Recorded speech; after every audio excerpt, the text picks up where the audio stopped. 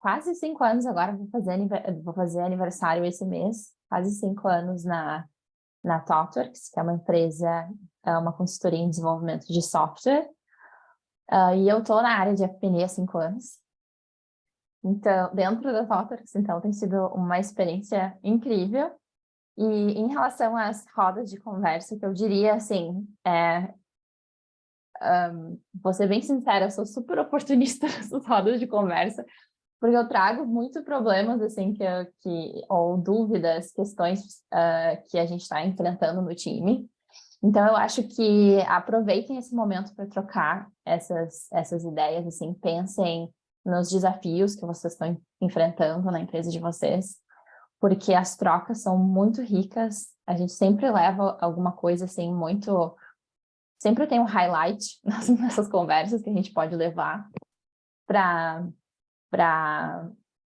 dentro das nossas empresas. Então, assim, aproveitem, sabe? Aproveitem bastante para perguntar. Eu acho que é isso. Obrigada, Lana.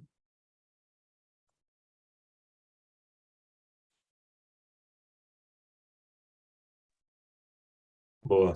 Então, vou me apresentar aqui também um pouquinho. Então, eu também estou na área de FP&A, sou de Recife, mas estou morando em São Paulo já faz um pouquinho mais de 2 anos. Minha formação é um pouquinho diferente, eu vim da área de engenharia, então fiz engenharia elétrica, passei uns, sei lá, 6, 8 anos trabalhando na área, entre estágio e trabalho. Mas, em paralelo, eu tinha uma empresa de consultoria de investimentos em que lá eu comecei a atuar dentro da área de FP&A. E aí, um pouquinho depois de eu ter mudado para São Paulo, eu entrei na Shopee. E aí, entrei por uma vaga de FP&A, fiquei tocando um tempo parte de gestão de projetos, mas acabei conseguindo uma posição que eu queria, que era dentro de FP&A. E aí toquei a operação do Chile por 1 ano, mais ou menos, como lead de FP&A. E aí, quando encerraram a operação lá, eu vim para o Nubank. E aí, estou aqui no Nubank já desde outubro, então faz um pouquinho mais aí de 6, 7 meses. E, e aí, eu acho que passo das palavras de Alana aí, as minhas também. O que vocês puderem aproveitar de não só sugar da Dani, a quantidade de experiência que ela tem, mas também as rodas são muito legais por isso, porque tem muito profissional de muitas áreas diferentes. Então, para mim é uma oportunidade legal de trocar com pessoas que saem um pouco do que é a minha rede comum de relacionamento e de troca. Então, aproveitem bastante a quantidade de profissionais diversos que vocês vão ter contato aqui. E tragam os problemas, tragam as dúvidas, que vai ser bem, bem interessante.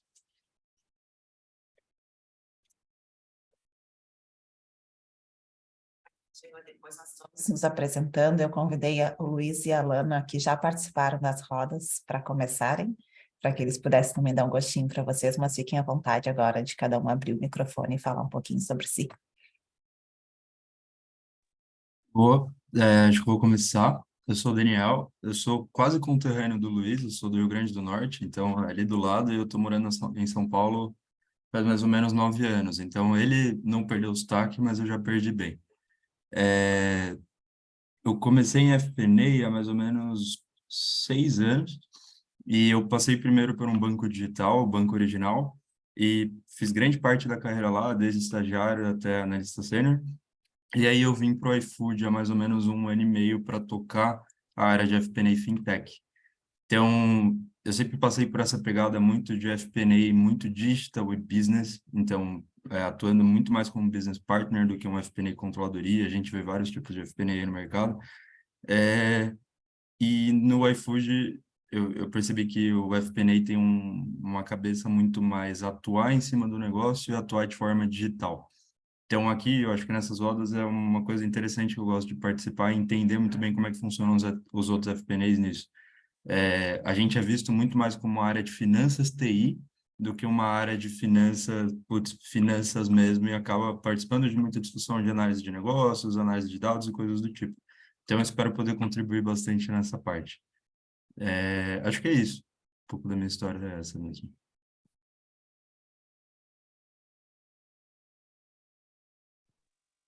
Bom, vou me apresentar aqui. Bom dia, gente. Bom, é a primeira vez, né, que eu tô na roda. Eu tenho 12 anos de experiência em financeiro, né, e áreas relacionadas. Fiquei 6 anos na GE. Desses 6 anos, 2 foi morando no México, num projeto. Eu trabalhava mais na GE, era mais em áreas de controladoria, né? Mas eu trabalhei 1 ano em FP&A, desses 6, e depois trabalhei também na Natura, era Wirecard, aí depois virou PagSeguro, né? E no Mercado Livre e no BNP Paribas. Então, já tem aí tudo em área de finanças, né? Mas acho que no total, em FP&A, eu tenho uns 4 ou 5 anos, que é o que eu tenho mais familiaridade, é o que eu gosto mais, né? Minha formação é em ciências contábeis, a gente tem uns caminhos aí para seguir. Às vezes as pessoas vão mais para contabilidade, auditoria, consultoria, controladoria, tal, e eu realmente gosto mais desse FP&A. E como o Daniel bem falou, assim, eu ainda dentro de FP&A gosto mais dessa parte mais ligada ao negócio, né? Então, você traduzir ali em números, a estratégia do negócio ou vice-versa, né? Como que a estratégia do negócio se reflete ali naquilo que a gente está olhando. E é isso, a minha última experiência foi no Mercado Livre, eu saí esse mês de lá, e lá eu estava como gerente de custos, então também não estava em FP&A, né? Foi uma decisão assim que eu acabei tomando quando saí da Natura para ir para lá, de alavancagem mesmo de carreira e tudo, mas agora eu estou procurando aí uma posição para FP&A mesmo, porque eu sei que foi uma boa experiência para eu ver que é o caminho que eu quero seguir, que é o caminho que eu gosto. É isso. Não tem caminho errado, né, Giovana? Tem os caminhos que a gente aprende que não era exatamente o que a gente queria para a gente, e a gente course correct, né? Corrige aí o caminho que a gente está fazendo. Com Maravilha. certeza, assim, foi uma tentativa, né? No sentido de, bom, lá no Mercado Livre, não sei como que era o Luiz na Shopee, mas assim, eu tinha um time muito grande e muito operacional, então eu fazia muito pouco daquilo que eu gosto, que é a parte estratégica, a parte analítica, e muito mais, assim, gestão de pessoas, gestão de conflitos, gestão de entregas, né? Então, acabou que isso, para mim, foi uma boa experiência, né? Mas para eu justamente falar assim, putz, eu gosto mais de, talvez até um time mais enxuto, mas que seja mais estratégico, mais analítico e tudo mais, né? Bem legal. Bacana. Oi, pessoal, bom dia. Meu nome é Marlon. Eu trabalho com FP&A já tem, acho que desde 2012. Engraçado que eu sou mineiro, aí eu venho de Minas para a região de Campinas, aí eu venho para atuar em outra área totalmente diferente. Eu era da área técnica de telecomunicações. E foi engraçado que isso, há um tempo atrás, eu estava fazendo faculdade, só que eu estava fazendo administração, falei assim, mas, nossa, tá meio torto ali. Aí surgiu a oportunidade numa empresa italiana chamada Magneti Marelli. Aí eu fico por lá cerca de 5 anos, é uma empresa da Fiat, automotiva, e acho que assim, realmente me abriu totalmente a cabeça no sentido de entender todo o processo fabril, quais áreas ali estão agregando valor no produto, etc. Isso foi bastante interessante para mim naquele momento. Principalmente que lá tem uma metodologia chamada WCM, que ele realmente fica entender melhor o custo dos processos fabris e como eles estão acontecendo, etc. Então, isso acho que me abriu bastante a cabeça. Depois de 5 anos, eu vou para a Hyundai, em Piracicaba. Fico 5 anos lá também, bastante desafiador, ponto de cultura, uma cultura bastante diferente da qual eu estava ali acostumado a trabalhar, que foi também bastante desafiador. Era ainda no começo da empresa, tinha implantação SAP, foi algo bem desafiador no sentido de eu ter que ser disruptivo em muitos momentos, até no sentido de eu tentar explicar de forma mais clara para as pessoas que ali não eram de finanças, mas estavam dentro do processo ali, explicar para eles qual que era o impacto, realmente nessa função de, vamos chamar aqui de copiloto daquele ponto ali, que realmente lá na frente poderia dar algum problema. Foi bastante interessante. Ainda eu estava no setor automotivo, o qual ali eu ainda estava, vamos chamar aqui, mais familiarizado com o processo, com o business em si. Aí depois tive um desafio bastante grande que eu fui para uma farmacêutica, para a Boehringer, que hoje a gente faz o Ivomec, NexGard e alguns outros produtos. E foi bastante desafiador por 2 motivos específicos. Eu estava saindo total da minha área de conforto, no sentido que eu estava na automotiva, eu conhecia automotiva, etc. E eu fui para a farmacêutica, onde que me mudou totalmente a cabeça. E isso foi, nossa, bastante complicado, realmente, para eu entender todo o processo em si, para eu entender, entre aspas, como funcionava aquele voo e como que eu conseguiria atuar bem como um copiloto naquele business. E outro ponto que foi bastante desafiador foi que o fato de eu entrei na quinta-feira, aí na sexta que eu tinha feito a integração, fez todo aquele by the book ali do RH, e na sexta-feira a OMS me decreta a pandemia. Aí, na sexta-feira, eu já estava no grupo do WhatsApp, o chefe falou, gente, segunda-feira todo mundo trabalhando de casa. Eu falei, fio, você não está entendendo, eu não sei onde que eu tenho que sentar. Então isso acho que foi bastante desafiador. Mas aí veio, acho que esse boom tecnológico de você tentar, de certa forma, aproximar as pessoas que estavam longe ali no processo de pandemia, home office 100%, etc. Foi bastante difícil. Eu ali tentando entender o business, tentando entender, de certa forma, desenhar na minha cabeça como que acontecia o processo fabril, que eu atuo muito em custo, como que acontecia o processo fabril para que eu tentasse entender o todo e realmente guiar as pessoas pro lado ali, o que estava acontecendo no business, etc. Eu costumo falar que eu fico entre os 2 mundos ali, o mundo que, se eu não me engano, a Giovana comentou, que gosta muito nessa parte mais análise direcional, para onde está indo, etc., nessa parte de copiloto. E eu atuo também com um elo bastante interessante com a fábrica, realmente no custo ali. Variações de ordem de produção, o que está acontecendo, quais são as variações que a gente teve no mês, o porquê elas aconteceram. Às vezes uma variação que eu tive que me impactou em determinado business, ele começou lá atrás porque eu fiz uma importação que, sei lá, não era uma importação, vamos chamar aqui, bacana no sentido de que eu abasteci a cadeia, mas com custo muito mais alto. Mas eu amo a parte de FP&A, essa função nossa que a gente tem, de certa forma, como agir como um copiloto, eu acho que é sensacional, que você vai aprendendo o todo ali, e isso eu acho muito, muito bacana.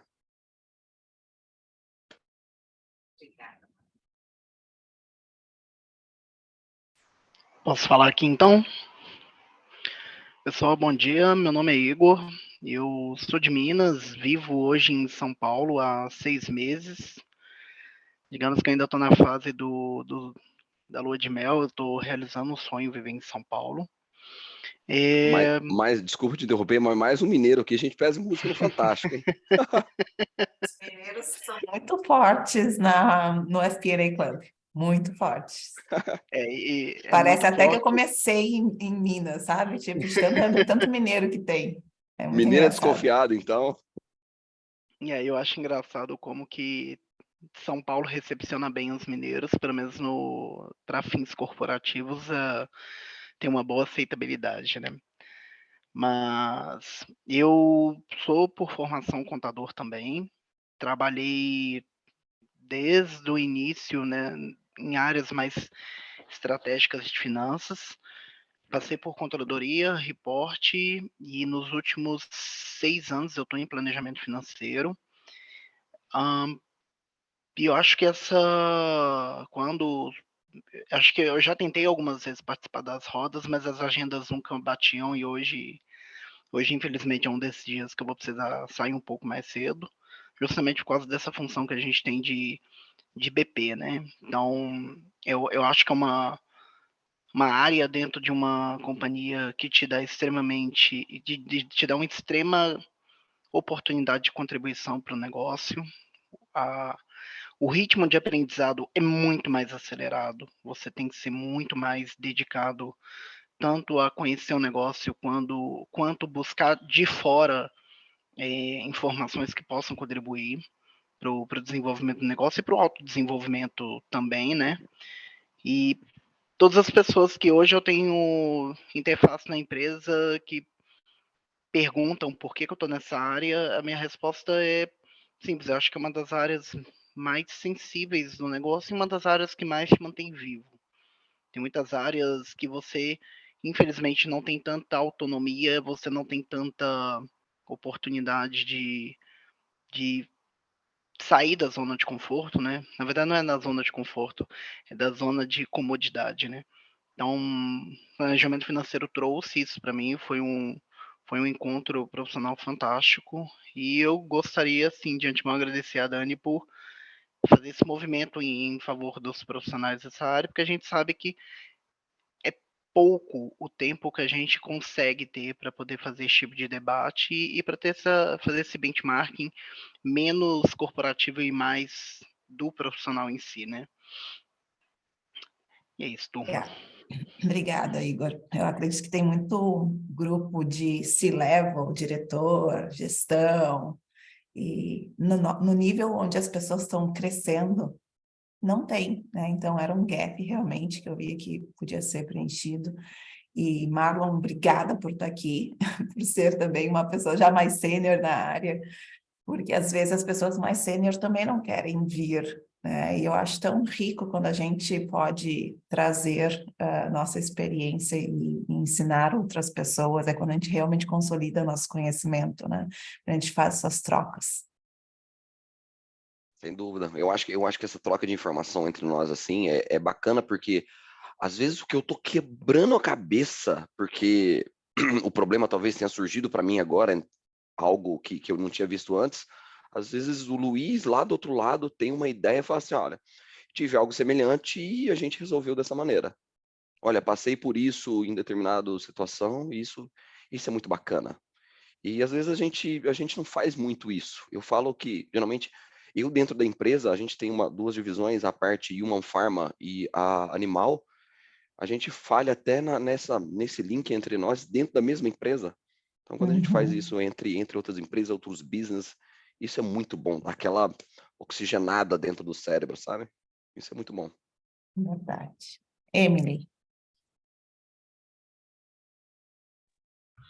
Bom dia, então, vim da área eu sou a Emily, estou falando aqui de Floripa, vim da área do planejamento financeiro pessoal e também trabalhei com investimentos, sou formada em economia e com uma pós já em planejamento financeiro também, e estou aí buscando migrar para FP&A. Então, a Emily veio sugar da gente um pouco do nosso Exatamente. conhecimento. Maravilha, obrigada, Emily, por estar aqui. E nós vamos começar hoje com uma pergunta da Alana, já que a Alana está com um compromisso, que ela vai ter que sair um pouquinho mais cedo. Igor, talvez tu também falasse que teria que sair mais cedo. A gente, depois da Alana, vai para a sua pergunta, para que a gente possa dar para vocês aí um espaço antes de terem que partir para as obrigações do dia a dia. Bora, Alana. Show. Dani, eu acho que eu mandei mais de uma pergunta. Não sei se tu quer me lembrar. Uma eu acho que era sobre desenvolvimento e talvez tinha... Eu só recebi uma no formulário que dizia como dar suporte para o crescimento dos direct reports. Mas se for outra pergunta, também vale. Não, Dani, eu achei que eu tinha mandado mais, tá? Mas tudo bem. Então, é só para explicar um pouquinho do contexto, tá? A ThoughtWorks é muito forte nessa parte de cultivo, assim, só para começar. Eu acho que é uma empresa que é riquíssima nessa questão de incentivo ao cultivo de outras pessoas e de desenvolvimento das pessoas dentro dos times. E uma coisa que o movimento que a gente começou a fazer agora é de regionalização das unidades de negócio, né? É um movimento cada vez mais forte que está acontecendo, e é literalmente regionalização no sentido, assim, de Europa, Latam, Norte América. Então, o que eu comecei a notar é que, além desse papel de ajudar no desenvolvimento das pessoas dentro do time, né, a gente também está movendo para esse papel de ajudar no desenvolvimento das pessoas nas regiões e ajudar pessoas que muitas vezes não têm experiência em FP&A a ter uma visão mais FP&A do negócio. Então, eu me vi nessa... E essa é uma discussão muito incipiente, principalmente essa parte da regionalização. Por isso que eu digo que eu sou super oportunista de trazer essas discussões, assim. Eu vejo o problema e já trago para a roda. E aí eu fiquei curiosa, assim, de trazer essa questão e entender um pouquinho com vocês, assim, como que é essa estrutura de desenvolvimento das pessoas da área de FP&A nas empresas de vocês, assim. E a minha segunda pergunta relacionada a essa é para essas pessoas, por exemplo, o Luiz, que moveu para a área de FP&A, era da engenharia, né, Luiz, e moveu para a área de FP&A, assim, qual que foi, na tua perspectiva, a principal capability, assim, que tu viu que era crítica para esse movimento que tu fez, ou que tu trouxe, que acabou te trazendo para dentro de FP&A, sabe? Então, essas duas perguntas, assim, duas curiosidades que eu tenho em relação a como as outras empresas trabalham o desenvolvimento das pessoas dentro dos seus times. E eu vou adicionar, porque talvez alguns aqui não tenham tido a experiência de estar na posição de desenvolvedor, né, de líder, de gestor, mas pensem vocês na posição de o que vocês gostariam de receber nessa situação. Que eu acho que também é bem rico. Geralmente, uma das coisas que eu acho bem legal de pensar quando a gente começa a gerenciar, liderar outras pessoas, é pensar um pouco do que a gente gostaria de ter recebido. Sempre é um caminho. É claro que não serve para os outros necessariamente o nosso próprio caminho, mas ajuda a nos dar os primeiros passos. Então, se vocês também tiverem dicas da jornada de vocês, como a Alana perguntou para o Luiz, seria bem legal.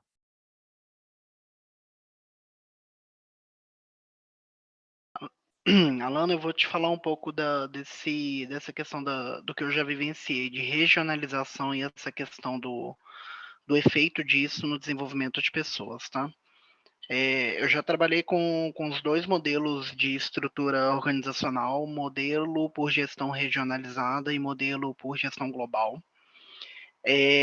Nas duas situações, eu acho que o maior desafio enquanto liderado que eu tive foi a complexidade do negócio era tão alta que a liderança tinha pouco tempo para dedicar ao desenvolvimento de pessoas. E planejamento financeiro, ele tem uma sensibilidade que você pode ter sim um know-how técnico muito afiado, mas se você não tem essa capacidade de fazer a leitura do negócio, leitura do cenário externo que possa intervir no negócio, isso não é uma coisa que você aprende com um curso que você faz na FIA em 3 semanas, tá?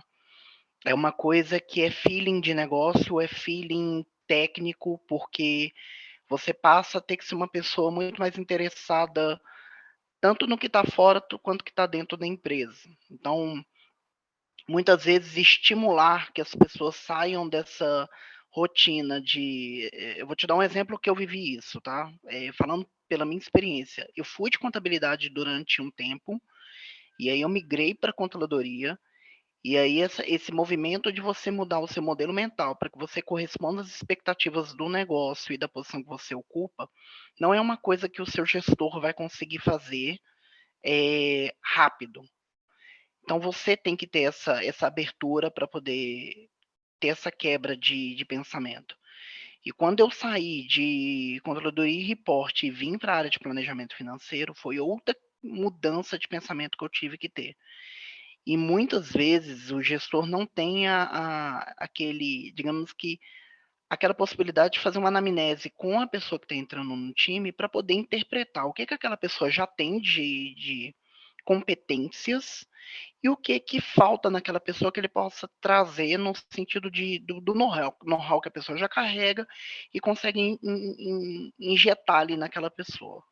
Então, acho que um dos pontos que eu acho que é mais relevante para quem, seja por gestão regionalizada, seja por gestão global, é lideranças terem mais tempo para poder entender melhor as pessoas e poder utilizar essas pessoas no seu potencial máximo e também olhar para as pessoas e falar assim com elas: o que você quer para o seu futuro? O que você quer na sua carreira? Porque muitas vezes você vai perder gente muito boa do seu time porque você não conseguiu fazer um match do que essa pessoa queria com o que a empresa está demandando. Às vezes você precisa mudar pessoas de cadeira. E não tem nada de errado com isso. O que eu acho que tem de errado hoje, que as empresas têm pecado muito, é não respeitar a carreira do profissional. A gente sabe que muitas vezes a gente entra por necessidade, mas chega um momento que a gente volta a ter um voo mais saudável. E aí é um momento que você tem que sentar com seu time e falar assim, cara, você gosta do que você faz, você está satisfeito, onde que a empresa contribui com o seu desenvolvimento, onde que você quer chegar, porque às vezes você está planejando que a pessoa seja o próximo gerente da área e a pessoa está extremamente satisfeita com uma posição técnica. E ela quer uma posição técnica extremamente operacional, ela não quer essa função de BP. E essa clareza, essa comunicação, ela tem que existir. E eu tenho visto cada vez menos liderança tendo tempo para se dedicar a isso, mesmo sabendo que essa qualidade na comunicação e não direcionar a carreira, mas direcionar a vivência dessa pessoa nas companhias seja algo, se não for a função mais importante do líder, é uma das funções mais importantes no sentido de cuidar das pessoas. A parte técnica, gente, depois que você aprende, você não depende de ninguém para poder te orientar. Você naturalmente vai incrementando seu conhecimento. Mas a questão desse olhar mais pessoas, eu acho que está cada vez menos. Por mais que o LinkedIn pregue isso de forma tão bonita, cada vez menos eu acho que os líderes têm tido e não é porque não querem, tá? É porque têm tido menos oportunidade de se dedicar a isso. Eu chamaria, Igor, eu botaria o nome que é aquela velha frase nas posições que eles anunciam, que é os gerentes hands-on. E aí tu tem que fazer o operacional e haja tempo para tudo, né? Então é um pouco de entendimento desse lugar. E é bacana que essa análise que o Igor trouxe de você analisar a pessoa no sentido de, peraí, que idioma que eu vou falar com essa pessoa que eu vou conseguir encaixar, fazer com que ela entenda o que eu estou falando. E isso é muito importante porque às vezes você traz até paralelos de coisa comum de casa.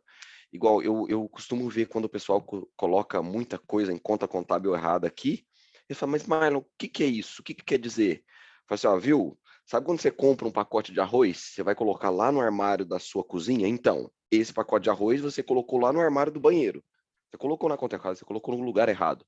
Às vezes, assim, a pessoa, eu falo muito com farmacêutico, e às vezes a pessoa que não é do nosso ramo ali, que sabe o que é uma conta contábil, sabe? Todo esse by the book que a gente já teve, que a gente vê sempre. Então, isso é muito importante, a gente, de certa forma, entender o que a pessoa, com quem você está falando, para você não falar aquele tecniquez, e a pessoa falar assim, toda vez que o Marlon vem, me enche o saco e sai na mesma. Isso é bacana, assim, e realmente falta muito, infelizmente. Eu complementaria uma das coisas que o Igor também falou, que eu acho que é bem importante pontuar aqui, que muitas vezes a gente tem que focar na mudança de mentalidade das pessoas. E eu estou para descobrir, eu não sei, eu acabei não me apresentando, né? Mas acho que todos vocês sabem que eu também trabalho na ThoughtWorks, né? Então, eu e a Alana trabalhamos juntas. Os problemas dela são os nossos, né? Apesar de, no momento, eu estar num sabático e a Alana e o time tá tocando tudo lá sozinha. Mas eu sei bem de onde ela está vindo.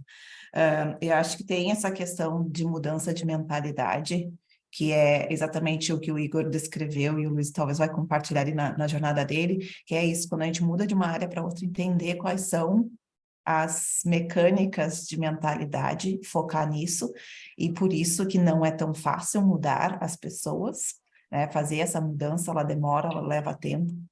E eu acho que tem um outro ponto muito importante aqui, nem todo mundo quer ser desenvolvido. E aqui é um abraço dolorido que a gente tem que dar, porque às vezes a gente quer muito dar para a pessoa a oportunidade, mas a pessoa não quer receber. E aí é onde a gestão, liderança, né, ou a pessoa precisa ter coragem de acabar um relacionamento. E aí eu acho que é onde entra. Na área de FP&A, pelo menos na TOTWORKS, nesse time que a gente está, não tem espaço para pessoas que não queiram crescer. Porque é uma área de muita demanda, e vocês estão todos descrevendo aqui também, que é uma área demandante. É por isso que hoje, quando a gente contrata, eu contrato o perfil, porque o que o Igor disse, eu completamente concordo, a parte técnica tu ensina. Quem tem o perfil de buscador, curioso, criativo, que vem da engenharia, que pula de área para outra, a parte técnica tira de letra. Mas a parte do entender, do se relacionar, do dar importância para a evolução da FP&A, são poucas pessoas. Então, é esse perfil que a gente tem que buscar, é sobre isso que eu acho que a gente deveria estar falando com as pessoas, para que elas também possam ter a escolha de ficar ou não. Porque eu sou muito a favor de que as pessoas precisam achar os empregos que as fazem felizes. E, às vezes, acabar um relacionamento não necessariamente é prejudicial para a pessoa. Que é aquilo que a Giovana estava falando. Ela foi lá, experimentou e voltou. E, às vezes, a pessoa entra, e no caso a Giovana foi corajosa de sair para buscar a oportunidade dela, mas muita gente não sai. Porque fica se achando que está falhando. E, às vezes, está, mas assim, a falha só faz parte do processo e a gente tem que dar, às vezes, um empurrãozinho para a pessoa voltar para o caminho dela. Então, eu falo deste lugar porque eu já tive que demitir gente e é dolorido para nós, porque a gente tenta muitas vezes antes, né? Não é assim, né? Tchau. Mas a gente também precisa entender quando a gente está fazendo também pelo outro, o inverso, né? Que a gente acha que é só manter a pessoa que é bom, mas às vezes um goodbye ajuda a pessoa a voltar para os trilhos. Dani, eu acho que eu queria falar duas coisas aí, que você falou e que o Marlon falou também. Aliás, Igor. E o Igor falaram. Que é essa questão de... O que ele falou sobre vir mais da área de contabilidade e ir para a controladoria, depois para a FP&A, então a dificuldade dele era começar a ter uma visão mais de negócio, sair um pouco da visão de contabilidade, da conta contábil, olhar mais para o negócio. E o que você falou de querer, né? Ser desenvolvido, ter o interesse, ter a curiosidade. Que eu acho que o meu caso foi exatamente o extremo oposto. Então, diametralmente oposto. Então, e eu acho que veio muito, até também conectando com a tua pergunta, veio muito por essa questão de querer, então, de uma curiosidade. Então, como é que eu entrei na área de FP&A? Eu entrei basicamente por uma necessidade. Então, eu entrei numa sociedade, numa empresa que tinha sido recém-fundada por dois colegas meus, na área de consultoria de investimento. E eu entrei na empresa sem um papel muito definido, só era bem amigo deles, achava que podia contribuir para o negócio. E aí, quando eu entrei, vi a oportunidade ali de eu dar uma organizada na casa, na área financeira. E aí foi dali que começou o pezinho, digamos assim, na área de FP&A. E aí o começo do trabalho não era da área de contabilidade, foi, como é que eu monto uma demonstração de resultado dessa empresa? Tinha registro financeiro de tudo, mas não tinha nenhuma demonstração de resultado. Então foi meio na raça ali, pegando livro, entendendo como é que é uma DRE, que é que entra em cada linha, deve ter feito muita coisa errada, mas, bom, tinha lá um resultado gerencial apurado. E aí, depois que isso daí já estava meio processo montado, a próxima pergunta foi, não, mas e o que é que vai ser o resultado se X, Y, Z acontecer? Então, foi dessa vontade de querer começar a pensar no e se, no futuro, porque a gente fazia planejamento estratégico, fazia tinha meta, mas a pergunta começou a ser, tá, mas se a gente alcançar esse planejamento estratégico, o que é que vai ser o resultado? A gente vai dar, o resultado vai ser bom, a gente precisa ter alguma melhora no lado de custo, em algum lado de aumentar preço. Então, começar a tomar algumas decisões que não eram olhadas, porque a gente não tinha essa visão financeira do futuro conectada com o que era a métrica de performance do negócio. Então, a minha dificuldade não era ter a visão de negócio, era muito mais ter mais uma, vou chamar de disciplina ou uma formalidade contábil melhor. Porque como isso veio mais de uma coisa empírica, então muita coisa, o que é mais complexo da área de contabilidade sai completamente do que é a minha zona de conforto, e assim, sempre vou perguntar ao pessoal de controladoria, o que é esclarecer, tal, porque é mais onde está meus blind spots, é justamente nessa área da disciplina contábil. E aí o que acontece? No meio dia a dia, eu puxo muito mais também para me envolver junto com as áreas do negócio, então sempre estou querendo estar junto do pessoal de business development, do pessoal de dados, do pessoal de desenvolvimento de produto, e entender a fundo essas áreas, muito mais do que estar mergulhando dentro da área de finanças propriamente dita, que é, sei lá, ter mais detalhe do que é o custo de capital, do que é o WACC, do que é a taxa de desconto. São coisas importantes, e ainda mais por estar dentro de um banco, apesar de que a BU que eu estou não é exatamente muito financeira, que eu trabalho lá na área de marketplace, justamente por ter vindo da Shopee também. Mas essa área da proximidade com o negócio é o que me motiva muito mais, o que me gera muito mais interesse. Então, assim, tudo isso veio já de uma vontade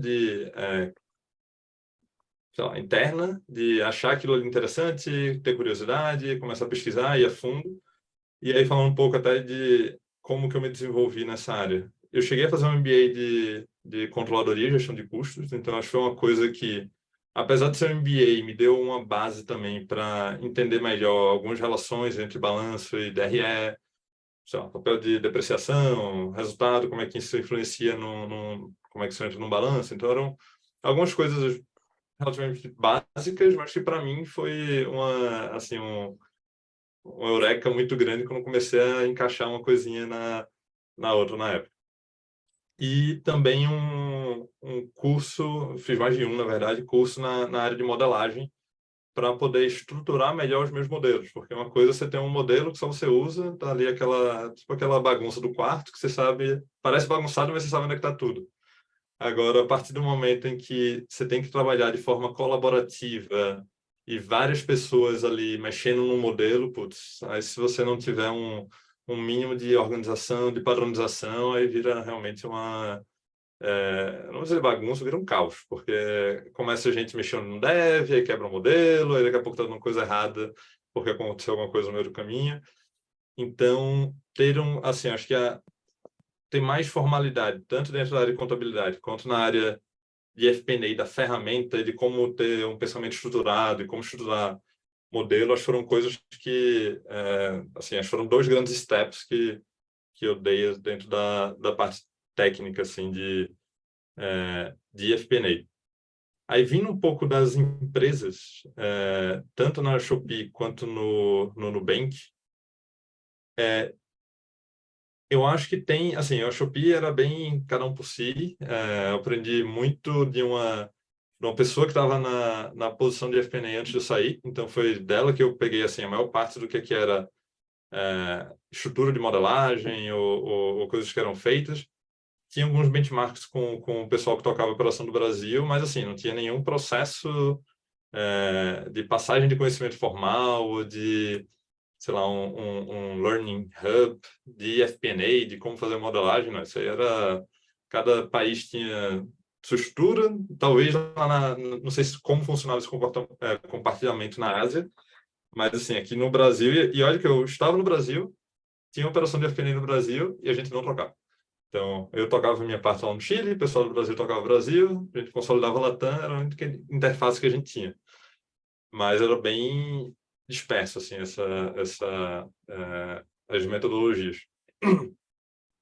No Nubank, eu já sinto que tem muito mais preocupação com essa organização e unicidade das coisas, mas o compartilhamento de conhecimento que eu sinto entra muito mais na parte de ferramental. Então, a gente usa na Plan lá para fazer toda a parte de consolidação e modelagem. Então, essa disseminação de como é que são feitos os modelos na Plan, como é que funciona, treinamento, tudo isso para a parte ferramental já é bem desenvolvido. Já para a parte porque acaba que, por mais que toda informação seja consolidada no Anaplan, para BIOS que são mais novas e que têm modelos que mudam muito, não vale muito a pena você gastar tanta energia modelando um negócio super robusto no Anaplan, que no próximo ciclo de budget vai mudar e você perder, sei lá, 20 horas fazendo aquele trabalho. Então, e outro que também no Anaplan, só quem mexe é o pessoal da área de finanças, né, mas FP&A.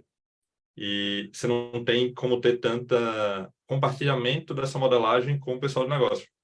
Então, o que é que normalmente acontece muito? A gente tem um modelo em Google Sheets, que ali vai sendo modelado a N mãos, e a gente pega outputs daquele modelo, inputs principais, e transporta isso para o Anaplan para sair o modelo para ser consolidado. Então, no Nubank em si eu vejo muito mais isso, essa questão do compartilhamento de conhecimento dentro da área ferramental, mas sempre rola também umas rodas de conversa, umas working sessions, para essa questão de compartilhamento de outros conhecimentos, da parte de custo, da parte de algum bio específico, modelagem de crédito. Então, sempre tem também esses compartilhamentos de conhecimento. Que, enfim, aí também, por mais que saia muito da bio que eu estou atuando hoje, também acho interessante conhecer um pouco mais de outras áreas também, né? Enfim, acho que é por aí que funciona. Esse ponto que o Luiz comentou sobre conhecer outras áreas, eu acho que isso é muito importante, porque acaba te dando um background muito mais forte na hora de você fazer uma análise como um todo. Muitas vezes eu faço algumas visitas na fábrica, etc., com outras áreas, e às vezes eu vejo a área que... Por que isso acontece? O que acontece? E esses dias eu fui para uma área que, assim, tem um gasto, um dispêndio de valor muito alto, e eu fui entender todo o processo deles, o que acontece, até a liberação de um novo produto, etc. Nossa, isso aí me dá um background muito interessante de certa forma, no poder do questionamento que eu vou ter depois. Porque na hora que eu tiver algum tipo de alteração naquela linha, que ele está concatenando tudo lá para o meu resultado, eu sei, opa, isso aqui vem lá de trás que aconteceu, sei lá, no processo lá para trás. E isso é muito bacana. Eu concordo super, Marlon. Eu ia, inclusive, comentar isso, dando um exemplo, assim, de uma experiência que eu tive. Na Natura, eu fazia muita modelagem, né, para novos projetos, para novas lojas, franquias que iam abrir e tudo mais. Especificamente em relação a projetos, porque, assim, novas lojas era aquela receita de bolo, vamos dizer assim, né?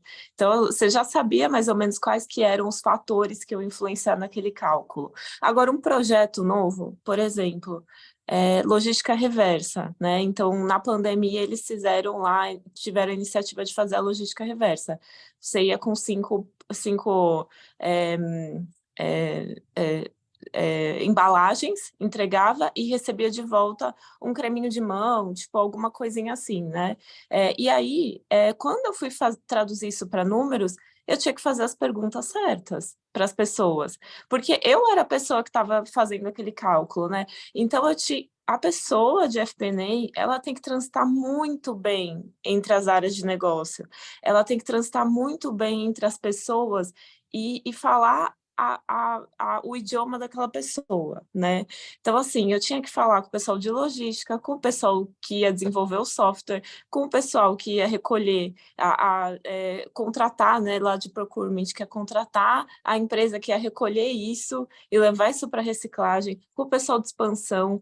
Então, assim, e tem um ponto também que eu vejo que é muito nosso papel, de que, mais ou menos o que o Marlon falou, assim, de como a gente ensina isso de uma forma didática, de uma forma lúdica, para as pessoas entenderem.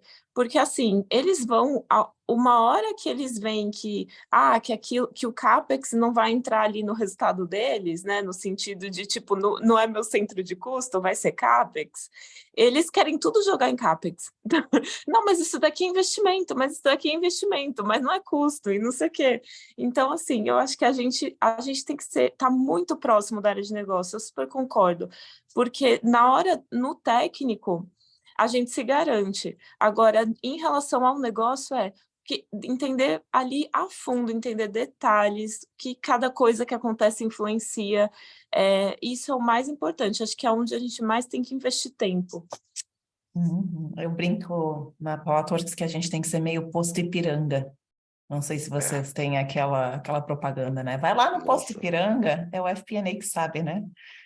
Então, eu acho bem legal isso, e já surgiu até, a gente estava conversando um pouco sobre isso na roda de BH, semana passada, sobre as belezas e as dores, né, do FP&A, porque também, como o Igor falou, eu concordo, no LinkedIn, o FP&A é estratégico, é bonito, né, todo mundo fala bem, é o melhor departamento, mas na vida real a gente está babysitting a galera, na real a gente está, né, ensinando a galera o que é o basicão de contabilidade. Na real, a gente está tendo 50 conversas com a mesma pessoa para convencê-la que ela não pode botar o saco de açúcar dentro da lavanderia, que ela tem que colocar lá dentro da geladeira, senão as formigas vão comer. Então, na real, é um trabalho de formiguinha o tempo inteiro, né?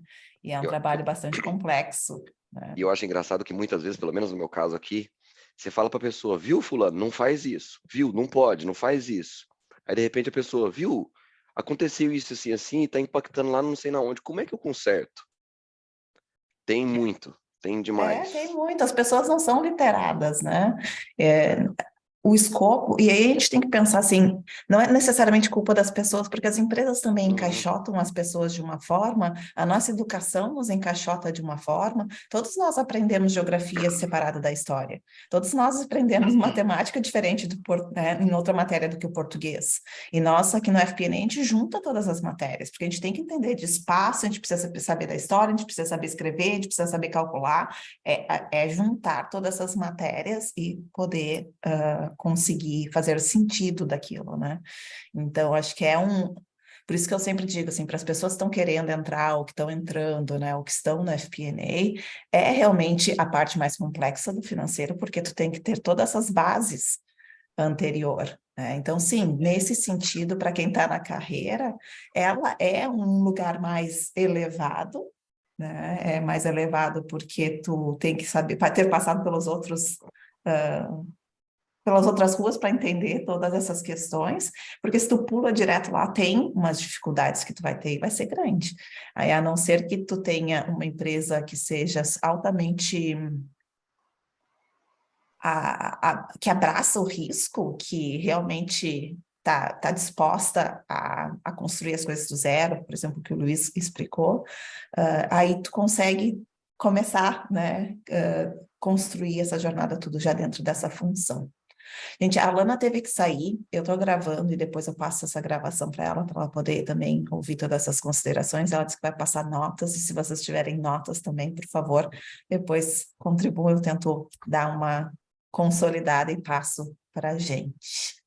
Acho Dani, que... acho que Oi. só mais um ponto. A gente é Uhum. posto Ipiranga, e para quem é de Belo Horizonte, a gente é Pastelândia também, né? Pastelândia também. Pastel em 3 Ai, minutos, porque assim, sim. eu lembro que eu tive uma conversa muito dura com um CFO que eu trabalhei, que eu fui do time dele, que ele tinha um péssimo hábito de chegar em cima da gente e falar assim, eu quero isso daqui para daqui 1 hora. E era uma análise que tinha que fazer, que você, no mínimo, teria que conversar com 3 áreas diferentes, e essas 3 áreas estarem juntas. E você ter que reunir times diferentes na mesma agenda, a gente sabe o inferno que é. Uhum. E aí eu olhava para ele e falei assim, você quer que eu espirro o número e a gente vai dar certo e vamos entregar isso para o CEO? Você tem certeza que você quer fazer isso. Mas nem X-Men dá conta de fazer um negócio desse. E assim, eu lembro que teve um dia que eu entrei na sala dele e falei assim, a gente precisa ter uma conversa para saber se eu continuo no seu time ou se eu faço a minha transição para sair da empresa, porque eu tô me sentindo incompetente para as coisas que você tem me pedido. Acho E ótimo esse ponto, eu Igor. tive uma conversa muito séria com ele. E eu falei com ele, não é porque eu não queira fazer.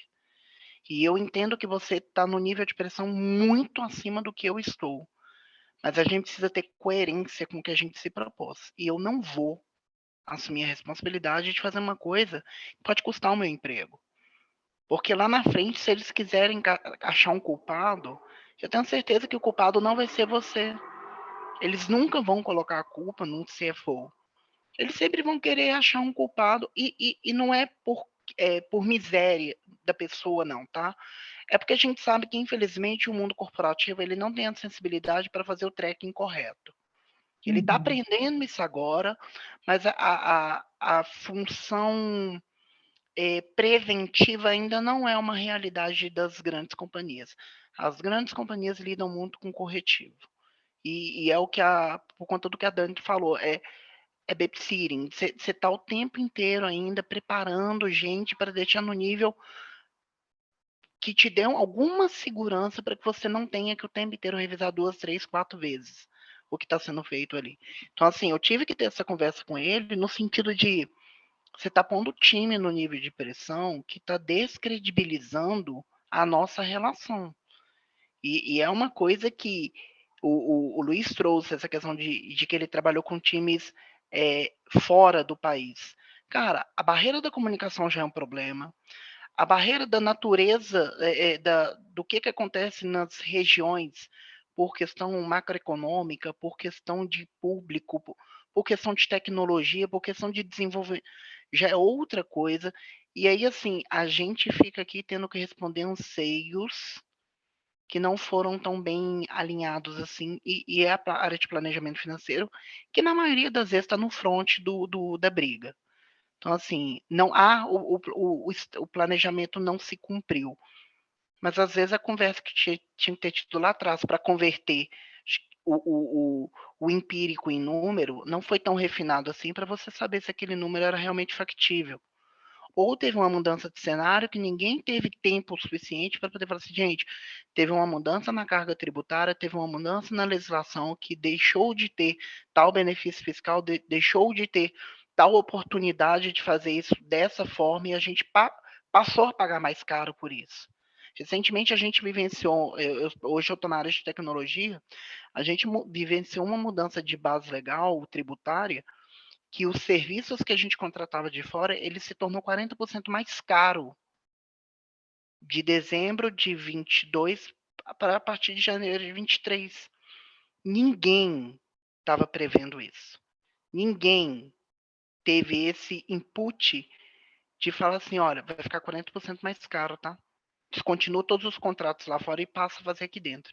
Orçamento todo pronto, né? Orçamento Pronto 2023 não, estava pronto. entregue, assinada pelo Conselho de Ajusta o Administração. forecast.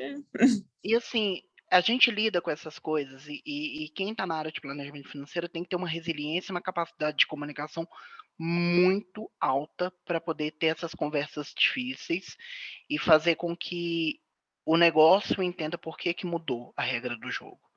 E não mudou porque foi mal feito, mudou porque coisas lá fora aconteceram ou porque a dinâmica do negócio mudou e você realmente está tendo que repactuar as coisas. Só que essa conversa difícil, poucas pessoas estão preparadas e poucas pessoas estão aptas a tê-las no sentido de ouvinte ou de participante da conversa. Super concordo, Igor. Eu acho que o Luiz também pontuou ali no chat, né? Que eu acho que tem essa questão da gente gerenciar os times, né? Mas também gerenciar para cima e gerenciar as expectativas é um trabalho bem difícil.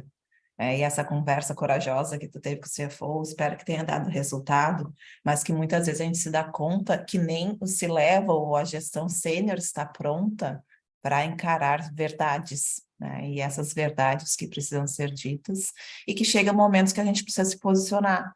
E acho que o que o Igor fez, né, eu não sei se vocês já tiveram essa necessidade, mas eu já tive que fazer, né, que eu brinco, eu já pedi demissão 3 vezes na DW, porque é isso, gente, daqui eu não passo, né? Daqui cruza os meus valores, daqui cruza a minha ética, daqui desalinha o que eu sou, meu propósito de ser FP&A, né? Então, não, daqui eu não passo.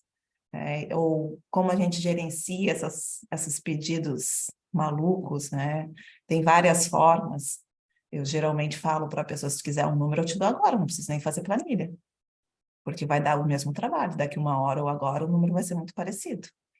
Porque é isso tudo que eu vou conseguir fazer. Vai ser, na verdade, dentro das heurísticas que eu já conheço, e eu vou dizer assim, é 1 milhão. Mas tu calculou esse número, Dani?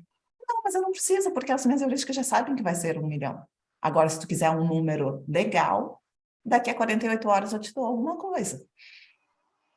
E aí fazer as pessoas entenderem que não tem resposta rápida, né? Não é botando no Excel por 1 hora que vai mudar o que tu já sabe mentalmente, o que vai acontecer. Mas se tu quer realmente uma prova dos 30, vai ter que falar com áreas e vai ter que construir algo, né? Isso é muito importante para realmente alinhar a expectativa de todo mundo, porque senão eles, e principalmente esses números que são feitos às vezes mais no cheiro, eles em alguns momentos eles agarram aquele número e isso, de certa forma, se volta para nós. Eu passei numa situação recentemente que eu não tinha a cotação do fornecedor do princípio ativo e eu precisava dizer o quanto que era o custo do valor final do item. Então, peguei princípio ativo que era semelhante àquilo ali, montei toda uma BOM, etc. e fiz, vai custar mais ou menos tanto. Mas aí eu escrevi em Arial 812, em aquelas cores bem chamativas, falei assim, gente, é draft, eu não tenho cotação desses valores. Mas eu concordo que infelizmente a gente passa por isso.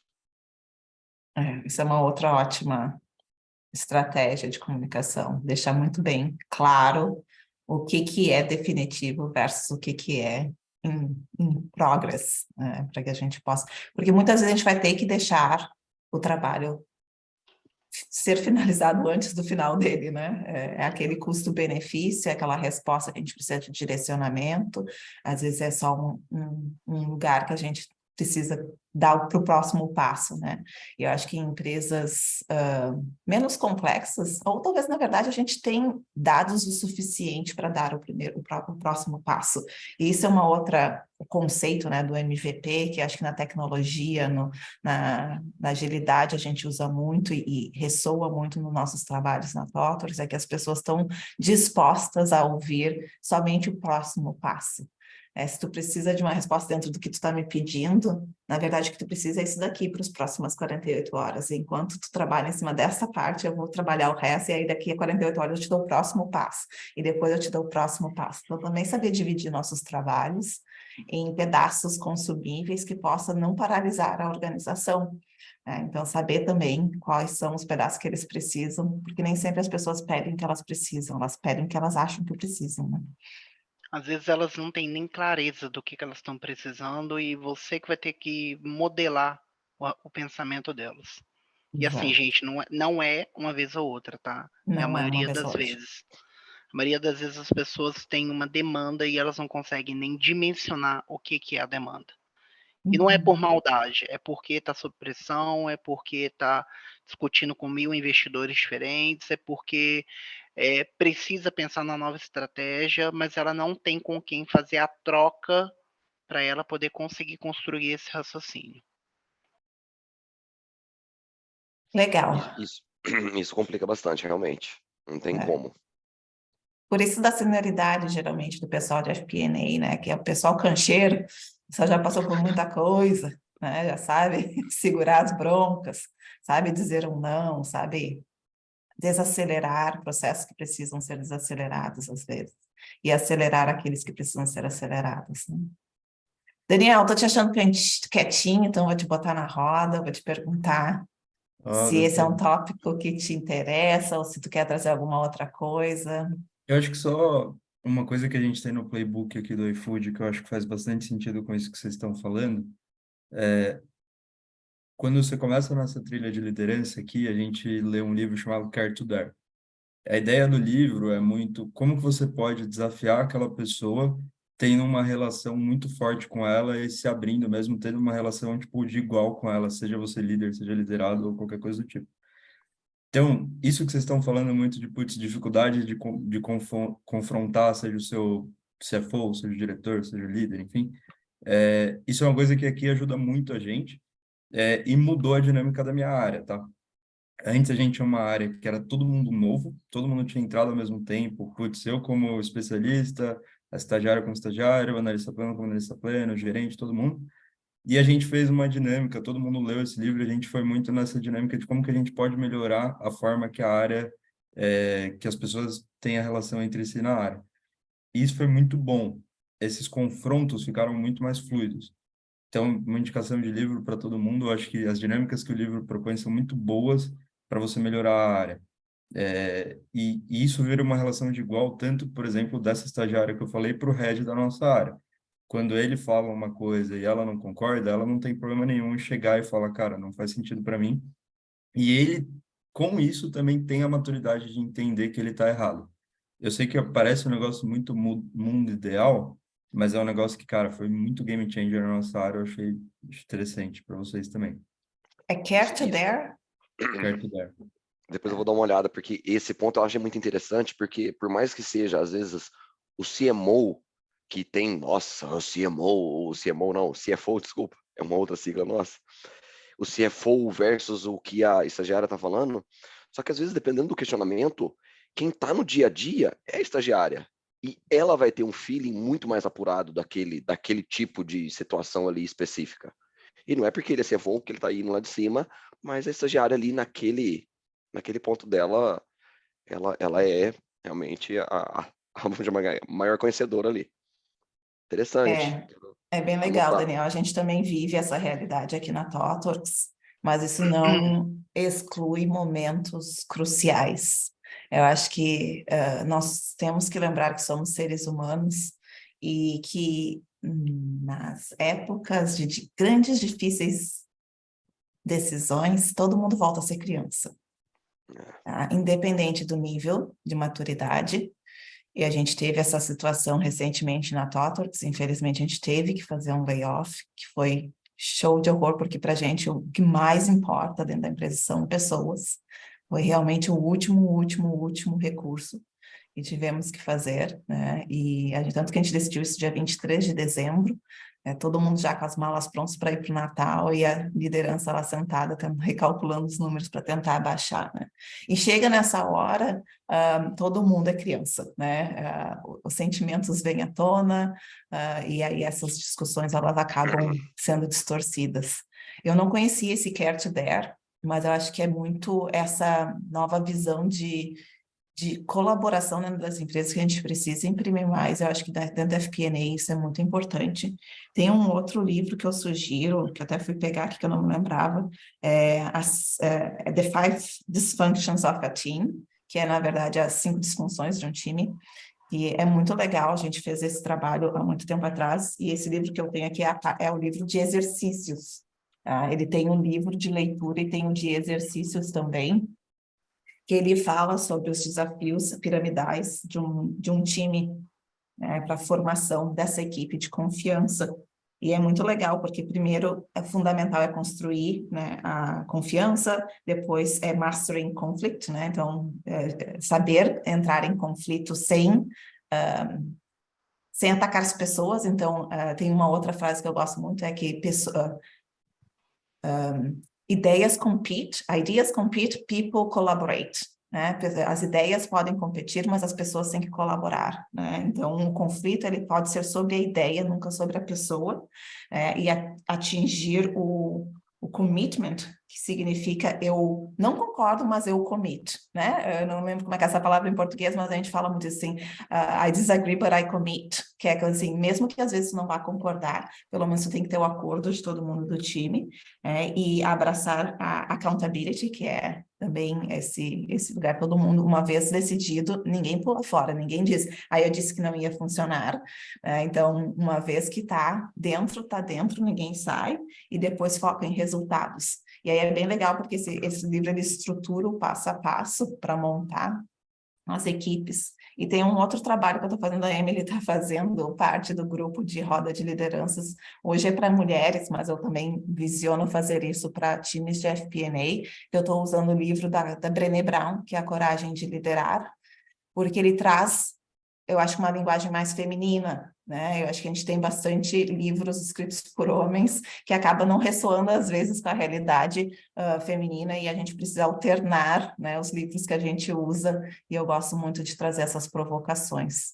E acho que dentro do FP&A, independente do cargo que a gente está, a gente precisa ser líder, né? E líder, para mim, é exatamente aquele tipo de pessoa que está disposta a transformar processos e pessoas, e que quer realmente trazer isso para as organizações. Então, também é muito bacana.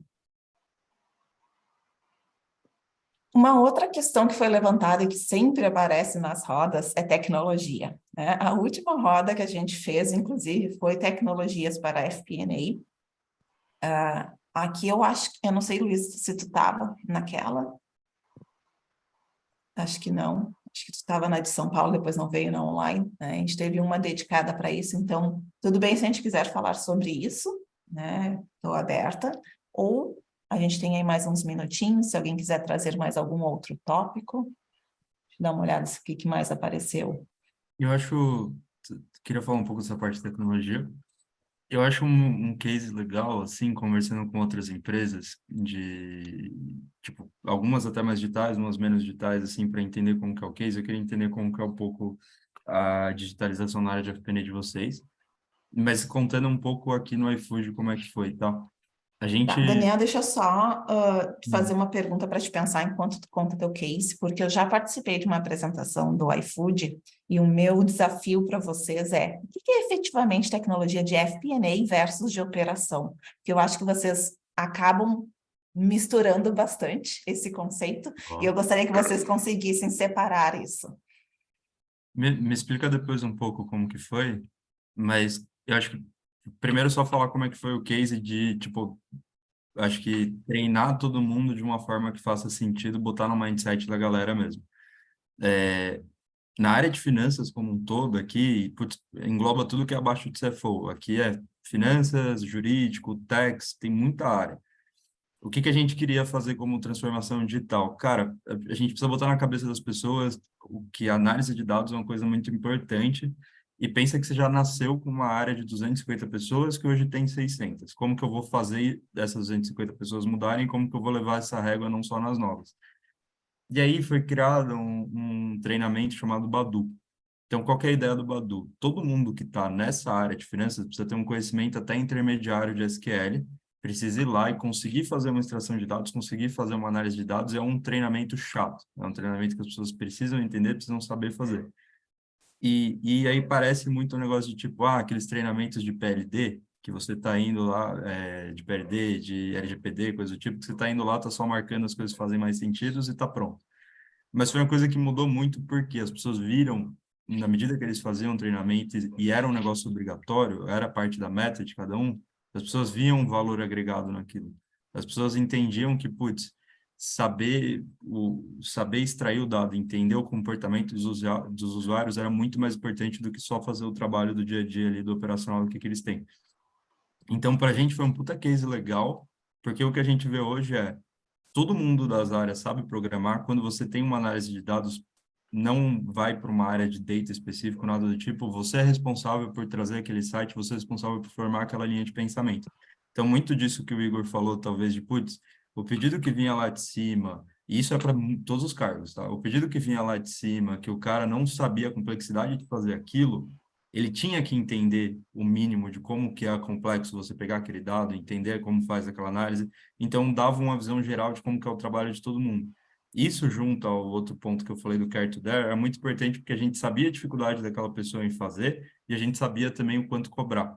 Aqui tem um contraponto de, putz, entender se o cara está conseguindo fazer, entender as dificuldades dele, como que você pode ajudar ele a fazer e entender também qual que é o prazo que você pode pedir.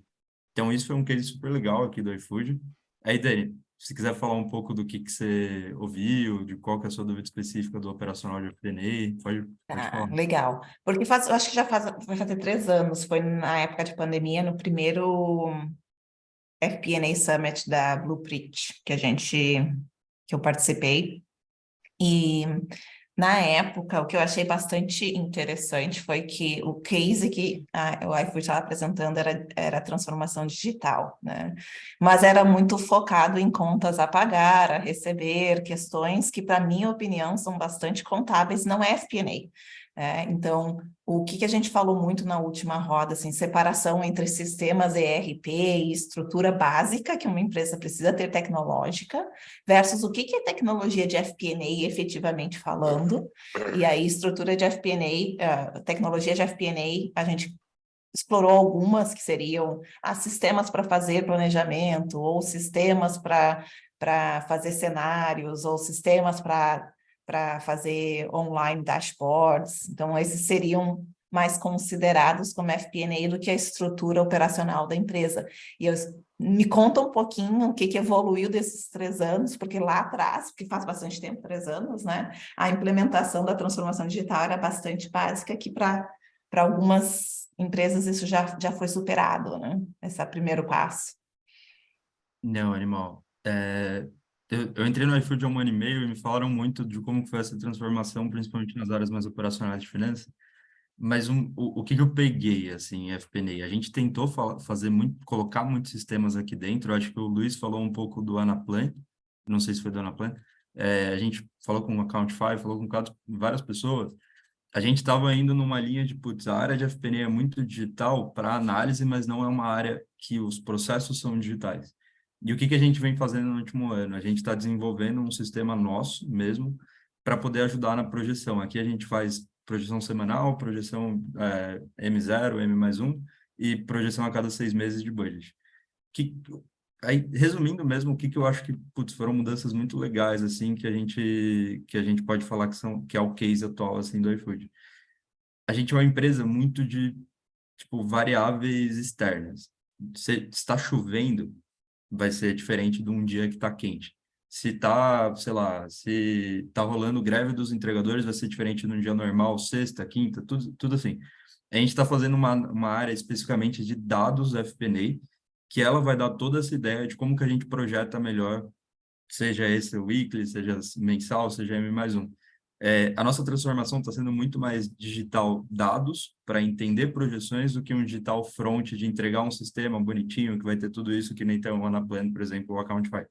Então, no nosso lado, a gente está criando via machine learning toda uma ideia de entender como que é o comportamento dos usuários naquele horário específico, naquele dia específico, naquele clima específico, e a gente está transformando isso em projeção. Tudo é desenvolvimento interno, então é muito as próprias áreas de negócio, entendendo com as áreas de TI que a gente criou aqui, como que a gente pode fazer isso. Então é tudo desenvolvimento interno, tá, Dani? Sim, legal. Mas isso que você falou, eu senti quando eu entrei no iFood, tá? A gente estava falando de digitalização quando as outras áreas de finanças tinham já feito isso aqui dentro. Qual que era o problema principal, tá? A gente compra empresa o tempo todo. O iFood tem M&A o tempo todo e tem produto novo o tempo todo. Que nem, eu acho que o próprio Luiz falou também, a gente tem BU novo o tempo todo aqui. Então, esse é um problema. Uma está no SAP, a outra está no Oracle, a outra está lá no TOTUS. Umas a gente comprou e nem sabe direito como é que vai ser a integração dos dados. Então, a gente tem muito esse problema aqui, tá? Botar esse case de PED, unir todas as contabilidades já é uma coisa muito difícil. Então, eu acho que na época deve ter sido muito esse foco, tá? Sim. A gente também está passando por isso. A gente começou a fazer M&A e é show de horror, né? Gente, é uma diversão. É uma diversão. Não, muito legal. E é bem legal tu trazer esse desenvolvimento dessa ferramenta para vocês, porque o mercado hoje, e aí eu não sei se tu conhece, Daniel, ou outras pessoas aqui, né? Nas minhas pesquisas, ou tu tem esses sistemas basicão de ERP, né? Essa mais estrutura básica, ou tu tem esses produtos que são mais de façade, né? São as fachadas que a gente vê, até mesmo se a gente for pensar em Power BI, se a gente for pensar em Tableau, e outras que se nomeiam, própria Anaplan, tem a Data Rails também, é tudo consome Excel e joga para ficar bonitinho para o pessoal que está assistindo a informação, que não deixa de ter um certo valor, né? Tem valor sim, mas que acaba sendo também, às vezes, difícil de lidar, mas que não tem essa flexibilidade do cenário planning, da variance analysis, que tem bastante dificuldade. Mas eu tenho uma curiosidade, Daniel, sobre essas projeções, que eu tenho eu acho que a projeção legal é aquela que nos dá base para entender o que a gente pode fazer diferente, né? Se o iFood é tão dependente, vamos dizer, de variáveis externas, do que vale efetivamente investir tanto numa análise preditiva sobre algo que vocês não têm controle? Esse é um ponto bom, só que ao mesmo tempo pensa assim, o iFood está no Brasil inteiro. Qual que é o nível de detalhe que a gente precisou chegar de informação para poder ter esse tipo de análise hoje? Se você me perguntar, e a gente vai até nível EBITDA, se você me perguntar qual que é o EBITDA de um pedido no interior do Ceará e qual que é o EBITDA de um pedido no interior do Maranhão ou numa região específica de São Paulo, a gente vai ter isso aqui. Tudo bem, a gente tem esse problema muito grande de mudanças de cenário muito fortes, mas a gente tenta trabalhar sempre nisso. Putz, como que a gente pode entender como minimizar esses cenários ao máximo? Então, a gente tenta fazer o máximo possível para ter todas as variáveis. Se aquele pedido, putz, passou por a gente tem, só para ficar mais claro, às vezes também não é tão claro aqui, a gente tem incentivo de todos os lados. Às vezes a gente precisa incentivar o restaurante a dar mais pedido, tipo, dar mais incentivo para as pessoas pedirem. Às vezes a gente incentiva o cliente a pedir mais, que são os cupons que todo mundo aqui deve usar para caramba. Às vezes a gente incentiva mais o entregador a sair de casa, porque se está chovendo ele não quer trabalhar, e putz, faz super sentido, porque é a segurança do cara. Então, a gente tenta entender todas essas variáveis para criar cenários diferentes. E tem uma área muito interessante aqui, que é tipo a área que vê meteorologia para entender se aquilo vai gerar um problema para a gente no mês específico, que está olhando sempre 3 dias para frente, que a gente precisa entender naquela região específica de São Paulo como que vai ser. Então, Vocês chegam a mudar alguma coisa, tipo assim, no sistema para que ele, de certa forma, ofereça coisa que se encaixa mais naquela previsão climática? cenário? Igual esfriou, galera, vinho, promoção, sim, sopa, canja. Não, essa parte é interessante de oferecer prato é uma coisa que a gente ainda não faz bem, tá? Isso é uma coisa bem interessante, assim, não, muito provavelmente você não recebe coisa assim específico do clima que você tá, mas o que a gente faz muito é, tipo, conseguir incentivar as regiões que estão fracas de entregadores ao cara trabalhar. Você vai lá e ele recebe um push no aplicativo dele. A gente tem todo um robozinho que faz isso, que vê qual que é a proporção dos entregadores que costuma estar lá com os pedidos que estão lá e quantos que a gente precisa incentivar a sair. E aí, meia hora depois do horário de pico, um monte recebe um push, tipo, recebe um incentivo de 40% a mais para sair de casa nesses pedidos. Então, cara, isso tem muito. Isso é uma coisa que a gente... Do entregador, eu acho que a gente faz super bem, mas, na minha opinião, no cliente a gente não faz tão bem ainda. O que são coisas muito a fazer aqui que a gente tem? Aí, spoiler, vai sair provavelmente nas próximas semanas aí. A gente quer usar muito esse case agora do chat GPT, botar inteligência artificial para as pessoas entenderem melhor como que podem usar. E aí, no próprio aplicativo do iFood, você vai poder fazer, sei lá, você está na sua casa, a gente quer criar o maior conforto possível. Você está na sua casa, você quer cozinhar alguma coisa específica, você quer se preparar para um jantar que você tem à noite, alguma coisa do tipo, você fala com a inteligência artificial, fala, putz, quero fazer um espaguete na minha casa, bolonhesa, para 4 pessoas, com um vinho de tal jeito. E aí ele vai te dar uma lista de mercado bonitinho, te mostrando o que você precisa comprar, compara o preço dos mercados da região, te fala quanto tempo que vai chegar cada um, e aí te dá isso no final, tipo, vai ser entregue tal hora, receba na sua casa. Isso é legal. Por que eu tô falando isso? Ter toda essa ideia da análise preditiva, de quanto que a gente vai pagar para o entregador, de quantos entregadores vão estar na rua, de quem que vai pedir, isso ajuda muito a gente a poder criar esse tipo de produto para poder entender o que vai ser ofertado para o cara. Então, esse trabalho de FP&A acaba gerando muita ideia de negócio depois aqui, que a gente é muito próximo ao negócio por isso. Então, acho que é um case super bacana do iFood. Muito, mesmo. Luiz. Então, enfim, tua situação, Daniel, esse teu contexto aí me lembra um pouco de como eu trabalhava também na Shopee, que acho que eu até já comentei com a Dani, que lá a área de FP&A, ela não fica dentro da área de Finance, ela fica normalmente fica dentro da área de BI, e sempre responde diretamente para o Country Manager, não reporta para uma estrutura de Finance tradicional. Então, o que eu fazia lá era só o P&A. Tinha Finance, claro, a gente olhava para o resultado, mas era muito mais um resultado gerencial, direcionalmente certo, do que ter um processo de pegar actuals com controladoria para comparar isso com budget, para ver o que é desvio, não fazer esse trabalho. Então, o resultado era um resultado gerencial aproximado, baseado no que a gente tinha de informação do BI, e era para estar direcionalmente certo de contava o cash burn ali, mas não que tinha uma disciplina financeira muito, muito grande envolvida. E aí eu fiquei curioso também para entender isso no iFood, como é que é. Se vocês têm também esse processo de close informal, pegando dado com controladoria, comparando como budget, ou se o trabalho é muito mais voltado para previsão. Então, para forecast, ver como é que vai ser o semana que vem, o mês que vem, amanhã, e como é que funciona também esses ciclos de comparação de realizado versus orçado é feito por FP&A ou é feito só, digamos assim, pela área de controladoria, e até como que funciona a consolidação de forecast, já que vocês também têm toda essa dificuldade de sistema e tal. Então, são acho, 3 perguntas. Processo de closing, se vocês têm essa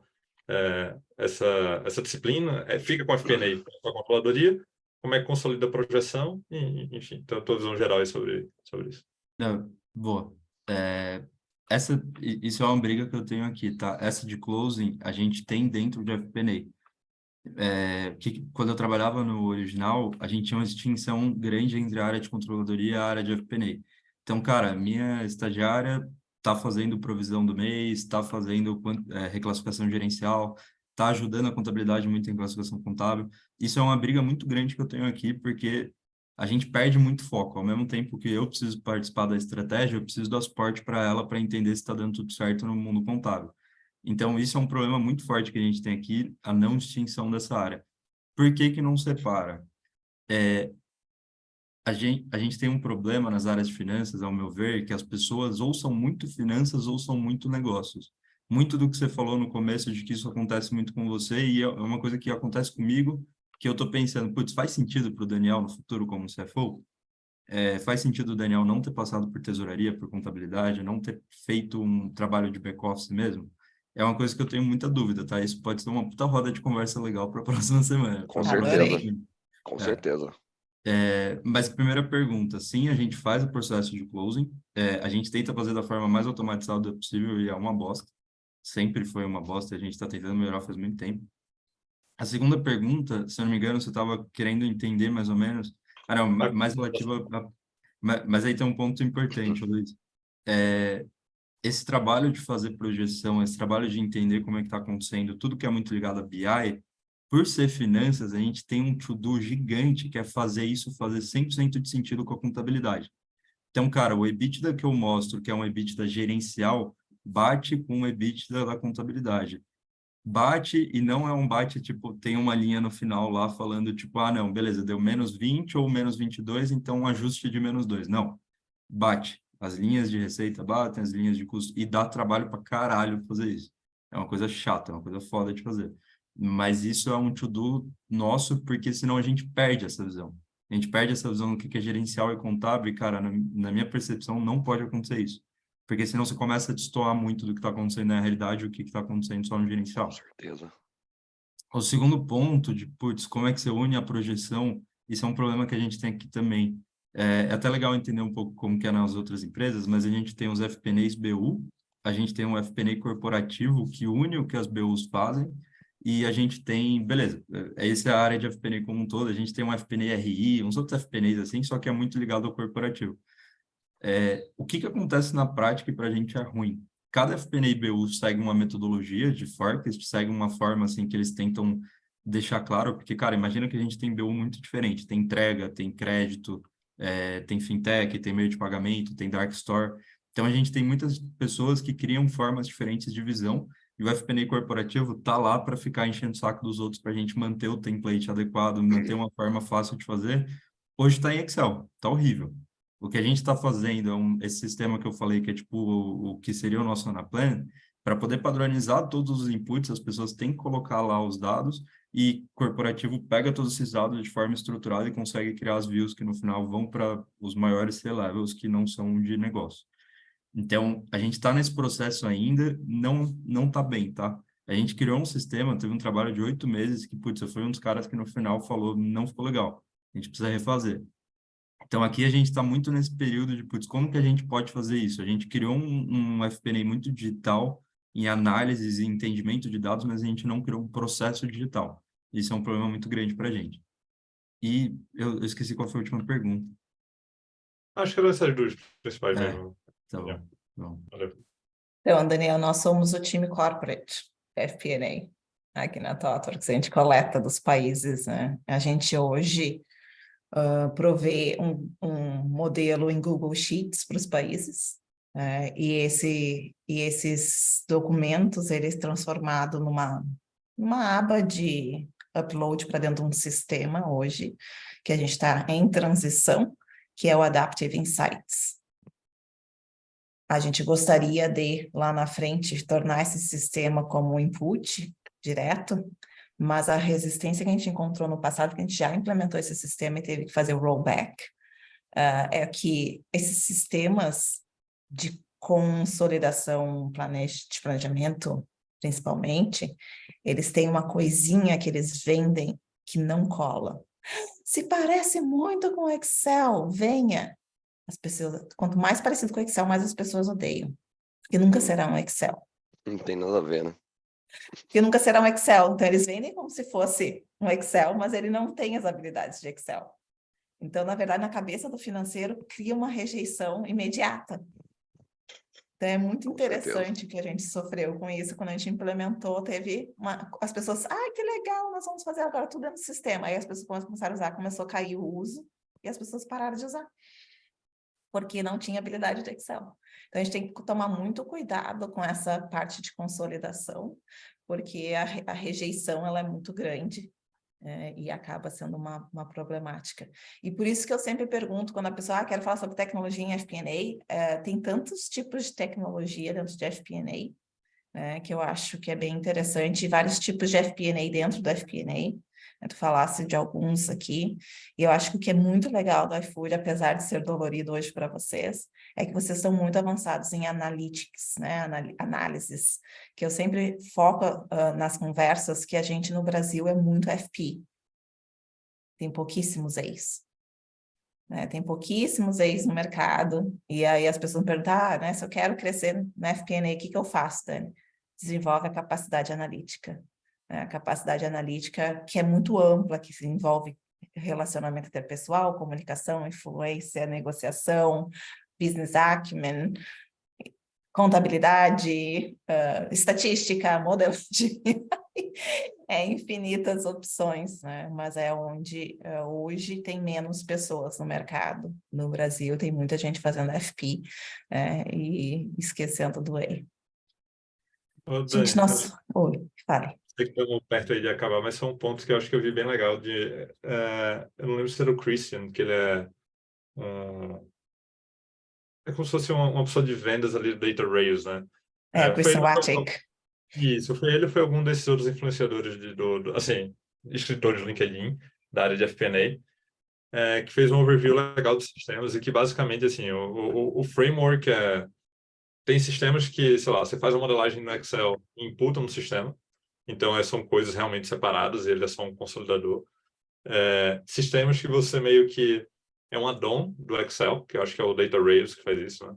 Então, você continua trabalhando com Excel e ele é meio que um add-on ali para fazer as coisas funcionarem, e outros sistemas que substituem o Excel, né? Então, é como se fosse uma planilha diferente ali, que você não usa o Excel, você modela já dentro do sistema. Então, é meio que um framework para você pensar onde cada sistema se encaixa aí dentro, e claro, aqueles que substituem o Excel é que o que tende a dar mais resistência, mais problema, porque não é um Excel, é só uma planilha, um formato quadriculado, mas que com função completamente diferente, né?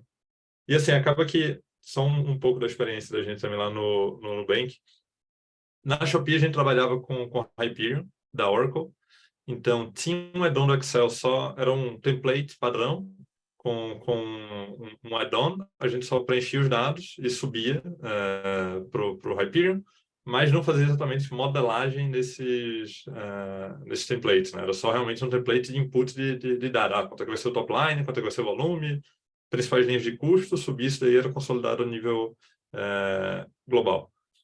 E já no Anaplan, ali tem assim, não é um Excel, é como se fosse um Excel multidimensional, não está limitado a 2 dimensões, isso é bem legal. Bem mais complexo, mas também o que é o interessante dele é que você consegue, de fato, criar modelos, ou seja, criar fórmulas que, quando aqueles actuals são alimentados pelo pessoal de controladoria, o resultado é alimentado, você pode ter regras para já atualizar todo o seu forecast ali para frente. Então, é uma ferramenta bem robusta, não é fácil de implantar, tem um time de Center of Excellence só para cuidar de Anaplan e para ficar, enfim, enchendo o saco do pessoal ali, cobrando e tal, e ajudando bastante. Mas, assim, também é uma ferramenta bem diferente aí do normal e do Excel. Leva tempo para acostumar. A gente usa o Adaptive Insights e é parecido com a combinação dessas duas que tu falou, Luiz. O Adaptive, ele tem o Office Connect, que tu consegue trabalhar no Excel e subir informação, e a gente está implementando essa parte agora, e a gente também pode construir a modelagem dentro do Adaptive, né? Mas eu acho que aqui o que é importante entender é análises que ficam em BUs versus o que é consolidado, né? Então, essas análises de custo-benefício de uma empresa é muito importante, porque dentro da TW, no caso, a gente faz por geografia e tem países muito grandes e países muito pequenos. Então, a necessidade de análise é completamente diferente, o estilo dos projetos é completamente diferente. Então, tem muita diferença. E acho que, realmente, Daniel, um dos tópicos que a gente deve trazer para a roda, que é sobre analytics, né? O que as análises que as empresas e começar a diferenciar e quebrar essas questões, porque, de novo, né, às vezes a gente tenta, que foi a conclusão da tecnologia em FP&A, que era, antes de implementar, antes de saírem brigando com toda a empresa, querendo implementar uma ferramenta, entendo que qual é o problema que tu está tentando resolver. Porque às vezes tu tenta tirar numa coisa e tu erra, e aí vai te custar muito caro, né? O Data Rails, Luiz, eu conheci tanto o Chris Wojcik, o Chris Ortega, quanto o Paul, todos eles eu conheci eles na Filadélfia ano passado, e o Chris, eu acho que o que é interessante comentar é que, apesar de ser uma pessoa financeira, ele é um dos fundadores do Data Rails, né? Então, ele é um dos que participou da criação do Data Rails. Então, ele tem bastante interesse pessoal, de certa forma, na hora de vender. E eu não, apesar de ser uma ferramenta muito legal, porque ele tem controle de versões, tem controle de sign-offs, tem dashboard, tem controle de subir a informação direto, né, como um add-on para dentro do sistema, ele é uma ferramenta de fachada também, tá?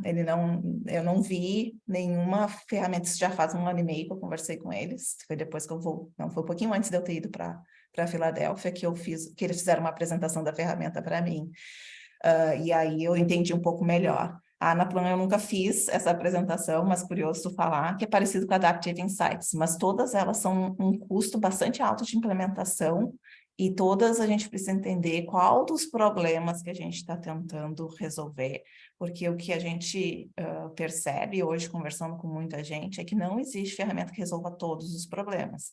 E se essa ferramenta resolver todos os problemas, ela não resolve nenhum. Provavelmente ela está num nível básico em cada uma dos itens que a gente está tentando resolver. Então, a gente precisa entender o que é melhor. Claro, a complexidade de um iFood é muito maior do que numa ThoughtWorks. Por exemplo, as variáveis de receita são infinitamente menores. Então, para que eu vou implementar machine learning. E aí as pessoas escutam a palavra machine learning, né? Querem implementar em seus negócios. E a gente tem que ter muito cuidado com o que a gente oferece, né, como solução, porque a gente não sabe o que a gente está falando às vezes, né? Eu trabalhando numa empresa de tecnologia, eu vejo isso porque eu sofro aqui do contrário. Eu tento simplificar as ferramentas e o pessoal de tecnologia, como a gente é muito tecnológico, querem implementar, querem AI, querem botar machine learning, querem... E eu digo, não precisa. A gente só precisa disso aqui.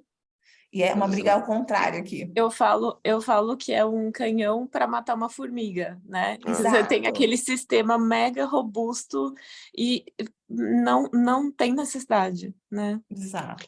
É a velha história lá que você não precisa de criar uma caneta que escreve em gravidade zero. Escreve a lápis. Muito mais fácil. É muito louco isso, mas A concordo. Bic escreve tão bem quanto qualquer outra caneta, né? Esse Data Rails, ele é variável no sentido de fazer um budgeting. Olha, alterou o volume, me dá qual que é o resultado. Ele tem isso ou não? Eu não vi modelagem dentro dele, que é isso que a gente está falando, assim. O que tem? Tu vai fazer toda essa modelagem no Excel, e aí depois ele vai pegar uma das páginas e subir essa informação para consolidar. E aí, qual é a pegadinha aqui que a gente está tentando solucionar? Por isso que eu digo, tenha cuidado com o que tu está tentando solucionar, porque se eu não me engano, Daniel, o que tu comentou, ou pelo menos eu vou mencionar, do meu ponto de vista, que é o nosso problema, é padronização dos cálculos. E aí, uma vez que botou no Excel, não tem como fazer um bloqueio da mudança dos cálculos. Então, mesmo que tu esteja usando uma ferramenta que facilite jogar lá para consolidar, porque tu criou uma modelagem bonitinha, as pessoas ainda vão lá e enfiam os dedos nas fórmulas e eu tenho vontade de matar elas. Nossa, É, eu não, falo pro mas pessoal da fábrica digo que eu vou assim, desligar alguma fábrica lá porque eles tiram minhas fórmulas. não, eu Fora, digo pode assim, ser. né? Às vezes a gente bota bem grande, não inclua linhas. Aí a pessoa, eu não tinha visto. Bom, gente, tu é cego, só pode ser, né? Tu me desculpa aí, cai toda a minha elegância. Às vezes eu falo para eles assim, vocês sempre acabam com a minha elegância, gente. Vocês acabam com a minha elegância. Não, Não dá para ser amiga de vocês desse jeito. A gente ficou aqui até as 8 da noite tentando descobrir o que tinha de problema no seu modelo. Era uma linha que o senhor tinha incluído. E isso que você falou tem vários sistemas e cada um foca numa coisa diferente, isso eu não tinha muita visão, assim, então parte do nosso problema é muito isso, tá? Acho que a gente está tentando botar muito foco em todos os problemas ao mesmo tempo, mas eu acho que a dor maior realmente é isso da consolidação do corporativo, como que a gente pode fazer doer menos, considerando que aqui as BOs são muito vivas. Então, tipo, a gente tem desde benefícios, como um dos produtos, e uma BU específica de benefícios, tem crédito, tem meio de pagamento, tem o iFood que vocês conhecem, tem logística. Então, eu acho que o problema está sendo muito isso. Como que a gente pode fazer um sistema que a consolidação fique, ao mesmo tempo, fluida e rápida e também consiga ser, tipo, um parâmetro de governança, né? Que a gente consiga ter governança do que está colocando lá dentro.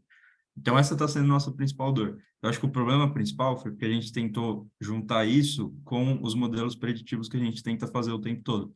Então, eu acho que isso é um insight legal que eu não tinha pensado nisso ainda. É super interessante o que você falou. Talvez a gente esteja querendo juntar dois problemas que, cara, não fazem sentido serem unidos e não quer dizer que uma parte vai ficar ruim e a outra vai ficar boa. Quer dizer que a gente tem que lidar de formas diferentes. Então, ainda é um work in progress, tá? Mas é interessante ter ouvido o seu ponto de vista. É bem legal, Daniel. A gente até te promover um workshop sobre esse assunto, sabe? Empresas que estão tentando criar muitas soluções tecnológicas para que elas não gastem mais do que elas precisam. Só de pensar quais são os problemas que estão tentando resolver, tentar mapear, priorizar e ver como é que essas soluções podem acontecer. E eu acho que isso é a parte bacana, assim, de ter trabalhado numa empresa de tecnologia que nem a ThoughtWorks, que me ensinou muito essas ferramentas de mapeamento, né? Legal. Gente, muito obrigada, a gente já passou aí 10 minutos. Eu queria falar para vocês que toda a contribuição dessas rodas, né, toda não, mas grande parte dessa contribuição vai para um projeto. Eu conheci uma tribo no Pantanal, sensacional, que eu converto parte dessa arrecadação para eles, e que tem lá no meu Instagram uma fotinha, eu tive a oportunidade também de visitá-los no final do ano passado, e é tão simples quanto R$ 1.000 resolve um semestre inteiro de material para crianças da tribo no contraturno. Então, eu quero agradecer pela contribuição de vocês. Sei que todos nós temos obrigações financeiras e estar aqui também custa, né? Mas eu queria agradecer do fundo do coração, porque faz diferença na vida dessas 20 crianças que estão lá, né, literalmente numa tribo, né, tendo acesso a materiais bem simples para eles poderem continuar mantendo a cultura da língua, principalmente indígena deles, que estava morrendo, e que eles estão recuperando através de trabalhos manuais e trazendo as crianças a pintarem também os siglos deles. Então, muito bonito, e eu agradeço muito vocês partilharem desse objetivo. Show. Obrigado a todos, gente. Um ótimo Obrigada, tempo aqui gente. com Um vocês. prazer. Até a Obrigada, próxima. gente. Tchau. Tchau. Tchau.